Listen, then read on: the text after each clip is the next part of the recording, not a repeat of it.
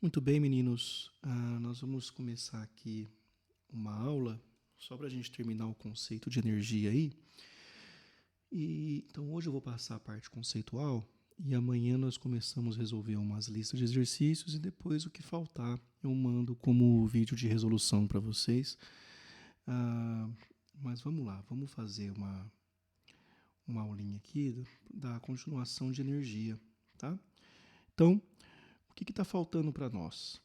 Né? A primeira coisa é a parte de colisões, né?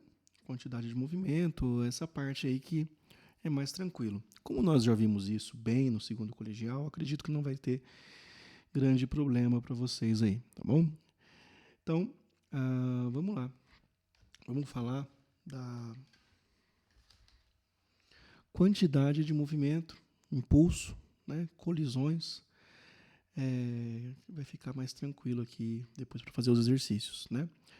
Então, vamos falar da quantidade de movimento. Em suma, tá bom? Energia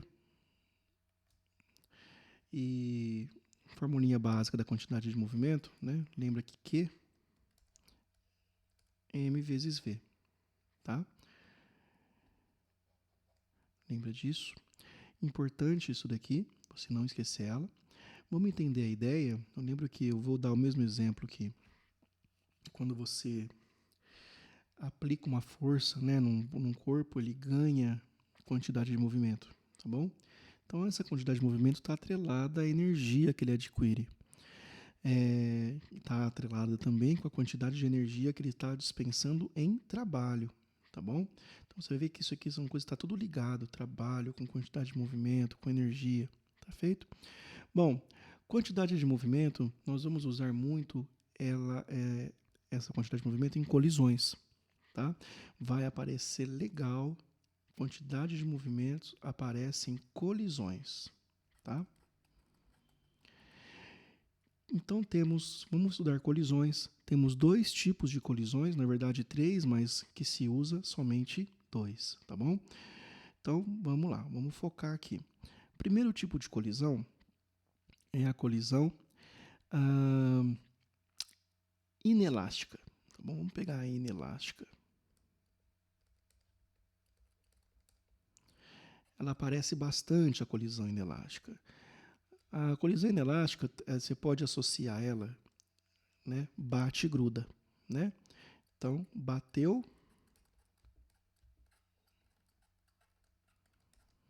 né? O famoso bate e gruda. Bateu, grudou. É aquela que a gente fala, né? A massa de modelar.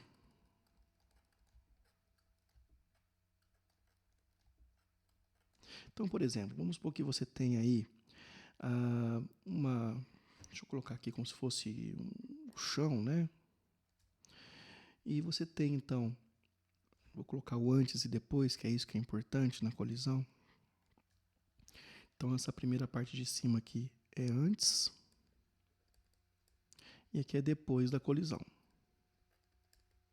Ok? Antes e depois. Vamos entender o que acontece aqui. Então, numa colisão inelástica, se eu tenho aqui ó, uma bolinha, massinha de modelar, uma bolinha A com uma velocidade V1, ok? Para a direita. E vamos colocar essa bolinha aqui. Geralmente essa bolinha está parada, tá bom? Mas vamos colocar que ela está vindo para a esquerda aqui, ó, com a velocidade V2. Suponha que essa velocidade, se for mesma massa, para ficar mais fácil a gente entender, que V1 é maior que V2, e essa colisão sendo inelástica, o que vai acontecer é que elas vão bater, vão se chocar, e elas irão grudar uma na outra. E elas vão para o mesmo sentido depois. Ok? Uma velocidade V3, diferente dessas duas velocidades. Ok? Geralmente é o que o exercício pede para você calcular a velocidade após a colisão. Ok? Então, nesse caso, o que você precisa tomar cuidado é o seguinte: a quantidade de movimento, a única coisa que se conserva aqui, né, é a quantidade de movimento. Então, a quantidade de movimento antes, e aqui eu tenho uma quantidade de movimento depois. E aqui eu posso dizer o seguinte, a quantidade de movimento antes da colisão é igual à quantidade de movimento depois, tá? Então, quantidade de movimento antes é igual à quantidade de movimento depois. E aí você precisa tomar cuidado na hora de montar a formulinha. Por quê? Você precisa colocar, antes você tem mv e mv. Lembrando, quando a bolinha está indo para a esquerda, essa velocidade é negativa, né? Então, seria o seguinte, antes você tem m vezes v1, mais m vezes menos v2. É igual, como depois juntou as massas, ó, vai ficar m mais m, né? m1 mais m2, vezes v3. Lembrando que quando essa daqui estiver parada, você vai cortar tudo isso daqui, ó. Ok? Ele sai todo fora, tá bom? Então, essa aqui é a ideia para você calcular a velocidade após o choque, tá bom? Essa forma aqui, ó. Isso na colisão inelástica, que bateu, grudou. Qual outro tipo de colisão que nós temos, professor? Nós temos a colisão elástica. Como que funciona, então, a colisão elástica? Vamos lá. Na colisão elástica, ok? Vamos fazer aqui de novo. Opa, saiu tudo torto agora. Deixa eu aumentar aqui a minha borracha. Apagar logo.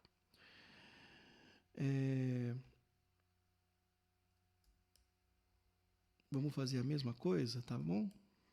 Antes e depois. Então, vamos colocar aqui, ó, antes, depois do choque. Ok? Então, eu tenho aqui antes do choque, depois do choque. Bom, na colisão perfeitamente elástica, lembra que é como se fosse bolas de bilhar, tá? E não mais aquelas bolinhas de massinha, bilhar. E importante aqui é você entender que bate e volta, ok? Bate e volta. Então, vamos colocar aqui entre parênteses, ó, bate e volta, aqui não gruda, ok? Então, se eu tiver uma bolinha A aqui, ó, com uma velocidade 1, e uma bolinha B com uma velocidade 2, depois do choque, essa A vai voltar para cá, com velocidade V, vamos colocar V3, e essa B aqui vai voltar para esse lado, com velocidade V4. Se elas forem de mesma massa, que é a dica, né? Se elas forem de mesma massa, elas trocam as velocidades. Por exemplo, essa aqui está com 10, essa aqui está com 5. Se a massa for igual, essa aqui volta com 5, essa aqui volta com 10. Ah, se essa aqui estiver parada, essa aqui com 20. Então, essa que está com 20 vai ficar parada e a que estava parada fica com 20. Se a massa for igual. Se a massa não for igual, você vai precisar fazer que a quantidade de movimento antes, aqui a quantidade depois, você vai ter que dizer o seguinte, a quantidade de movimento antes é igual à quantidade depois. Como fica a ideia aqui? Vamos abrir aqui a formulinha e ver. Lembra que quando for para a esquerda, negativo. Então, eu tenho aqui, ó, a massa de A vezes a velocidade 1, positiva, mais a massa de B vezes a velocidade menos V2, ok? Porque está indo para a esquerda, é igual, então isso aqui foi antes, ó. Antes do choque, está aqui. Depois do choque, vai ficar essa aqui no para a esquerda, então é massa de A vezes a velocidade negativa de V3 ali, tá bom? Mais a massa de B vezes a velocidade 4 positiva, porque está indo para a direita, ok? Então, você ficaria dessa forma aqui, ó. Então, no caso, ele vai pedir talvez a velocidade, ele vai te dar 3 e pedir a quarta aí de uma das duas da bolinha depois do choque, tá? Então, isso aqui seria a quantidade de movimento e aonde ela é mais aplicada, que é em colisões. Tá feito? Bom, entendido isso, vamos pegar a parte de impulso, tá? A parte de impulso é interessante porque mistura tudo, é o fechamento, né? É o fechamento da matéria, de energia. Então, vamos lá.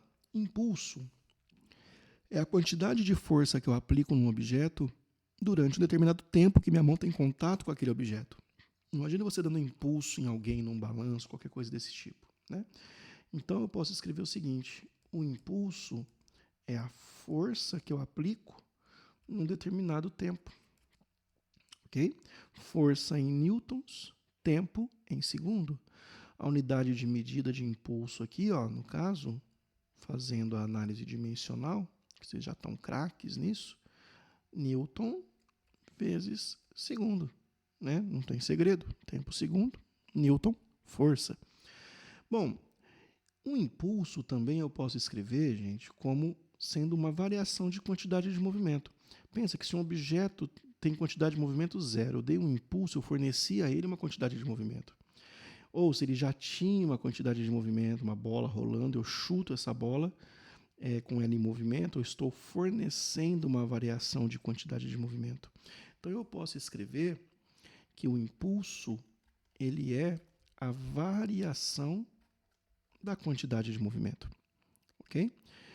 Então eu posso escrever isso aqui, eu posso começar a mexer com essa formulinha. Por exemplo, variação ali de quantidade de movimento, eu posso escrever que é assim, né? Ó, m vezes v menos m vezes v0. Posso escrever também, colocar massa em evidência, ó, v menos v0. Isso aqui, v menos v0, é ΔV. Olha que legal. Impulso é força vezes tempo. Então, no lugar do impulso, eu posso escrever força vezes tempo. Então, isso aqui eu posso colocar aqui, ó, vai ficar assim. Força vezes tempo é m vezes ΔV.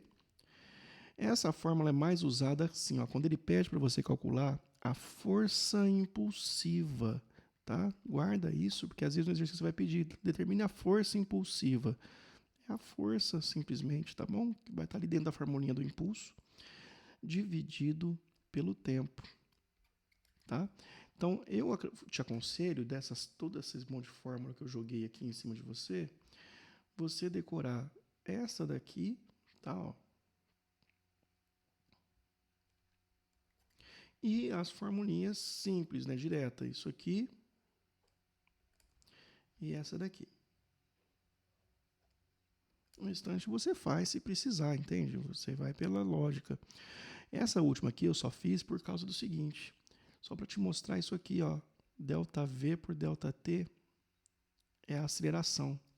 Por isso que força é massa vezes aceleração, tá? Isaac Newton, por exemplo, ele não usava essa fórmula aqui, ele usava essa, tá? Só para você saber nas anotações dele, ele usava desta fórmula, tá bom? As continhas lá dos bloquinhos, dos sistemas, não era por aqui não. Isso aqui a gente facilitou depois, tá bom? Então você percebe então que a segunda lei da dinâmica, que é a força é massa vezes aceleração, não foi pensada primeiro, na verdade ela é a conclusão de tudo de energia. Tá feito, meninos? Então, fica aqui então a parte de impulso. A gente só fez as deduções. Amanhã nós vamos fazer exercícios de tudo isso. Amanhã que eu digo, quinta-feira, tá bom? Eu vou deixar já o link no post da nossa aula Zoom de quinta-feira, tá bom? Então, bons estudos para vocês. Tenham uma boa semana. Fiquem com Deus. Saudade de sala de aula, né? Fazer o quê, né? Fique em casa, meninos. Fique em casa.